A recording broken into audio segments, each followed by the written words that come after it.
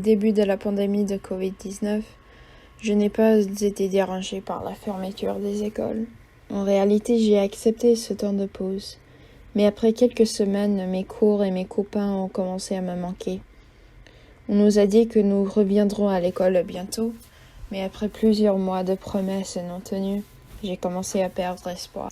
J'ai mis un peu de temps avant de me faire cet audio parce que c'est pas forcément des souvenirs très positifs. La période de Covid-19 a été horrible pour moi.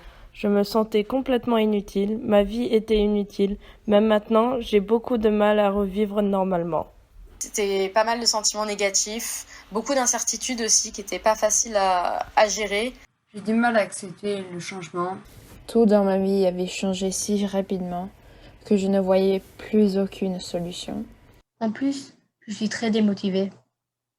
Avec la Covid, je ne fais plus beaucoup attention en classe. Je manque de concentration et je prends beaucoup de retard sur mon travail. Après, les mois en fait se sont ressemblés finalement. J'étais assez démotivée. J'en veux plus et je veux que ça s'arrête. Et j'avais vraiment le sentiment de faire toujours la même chose, donc de me lever le matin, de rester devant l'ordinateur, d'essayer de suivre les cours et refaire chose sans en fait aucune perspective. Au moment où l'école a repris en présentiel, j'ai commencé à développer une phobie. J'ai peur de retourner à l'école et de rencontrer les autres élèves.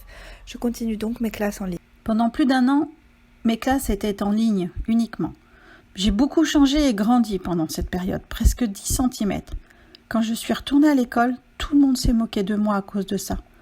Je ne veux plus voir personne. Je suis parti au Canada faire ma première année d'université. J'étais très heureux, mais avec la pandémie, je me suis retrouvé enfermé, je ne connaissais personne. Tout ça a coûté très cher à mes parents. Et pourquoi ? J'ai décidé d'arrêter mes études. Et surtout, parlez-en autour de vous parce que c'est vraiment, je pense, ce qui fait la différence.